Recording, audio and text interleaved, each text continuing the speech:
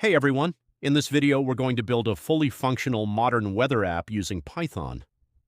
Before we look at the code, let's see how it works. When we launch the app, a sleek, dark-themed window pops up. Let's try typing in a city name like Karachi and hit search. Wow, look at that! It instantly fetches real-time data showing the temperature, weather conditions, humidity, wind speed, and even what it feels like outside. Let's test a couple more cities just to make sure it's completely dynamic. We'll search for Mumbai and then New York.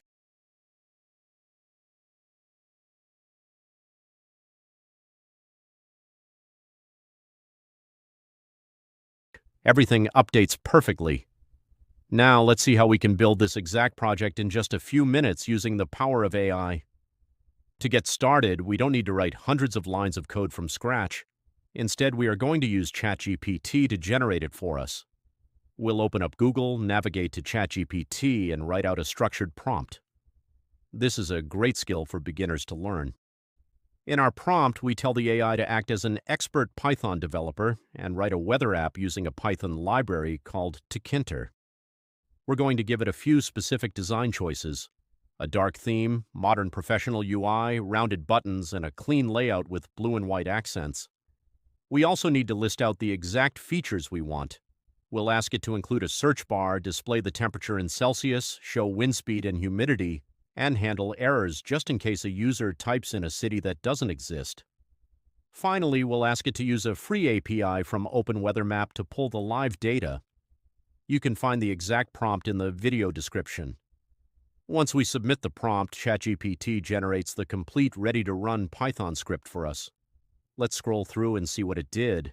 It imports the required libraries, sets up the functions to fetch the live weather data from the web, and styles all the text labels and window grids. At the very bottom, it even tells us exactly how to run it. It provides the terminal command to install the required request library and shows us where to paste our free API key. Let's copy the base code from ChatGPT that uses the Tkinter library for the visual interface.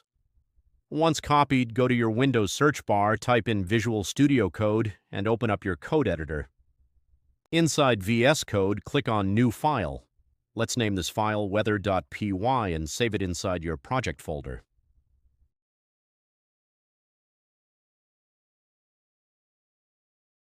Now simply paste the code we copied earlier right into this file. If you scroll up through the code, you will notice a placeholder on line 14 that says your _API_key. To make this app actually fetch real weather data, we need a unique key from a weather service.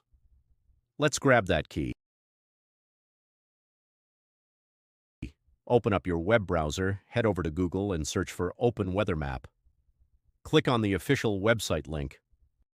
Once you are on the OpenWeatherMap homepage, click on the Sign In button at the top right. If you don't have an account yet, click Create Account right below the login boxes. Fill out the registration form with a unique username, your email address, and a secure password.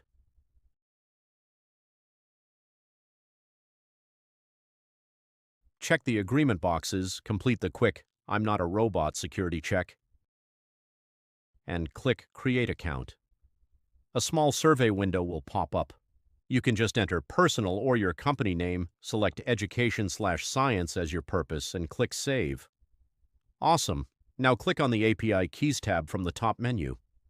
Right there, you'll see your free default API key. Simply highlight it, right-click, and choose Copy. Open up your Python project in your code editor. We are looking for the variable where our API key needs to go. In this script, it's defined on line 12 as API_key inside quotation marks. Now replace the placeholder text by pasting the actual API key you just copied. Make sure it stays inside the quotation marks so Python reads it as a string. With the key in place, let's test out our application. Go ahead and run the Python file. As you can see, our weather app user interface pops up. Let's try searching for a city. Type in Karachi and click the search button. Perfect. The app fetches real-time data showing the temperature, weather conditions, humidity, and wind speed.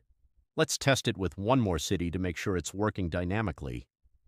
Let's type in Mumbai and hit search again. Excellent. The data updates instantly. And that is how you connect a weather API to your Python application. Now let's give our weather app a modern, customized look using ChatGPT. To get the best results, we need to provide a highly specific prompt. We will tell ChatGPT exactly what hex color codes we want for every part of the interface, from the deep navy blue background to the button colors. Here is ChatGPT immediately processes our request and starts generating the updated Python code. It maps our exact hex codes directly to the Tkinter widgets, applying the deep navy blue to our frames, the bright blue to the search bar, and configuring that large, bold yellow font specifically for the temperature label. Now, ChatGPT could just give us small snippets of code to change the colors manually. However, hunting down specific lines and replacing them one by one is a lengthy process where it's very easy to make a mistake or break your code's indentation. Instead, the best practice is to ask ChatGPT to give you the complete whole code file. This allows you to copy and paste everything all at once, completely eliminating the risk of matching errors. Once ChatGPT finishes generating the full script, simply click the Copy Code button. Switch back to your code editor, select your entire old file, and paste the fresh, fully updated code right over it. It's faster, cleaner, and completely error-free. Before we run it, remember to put your active OpenWeatherMap API key back inside the quotation marks on line 15.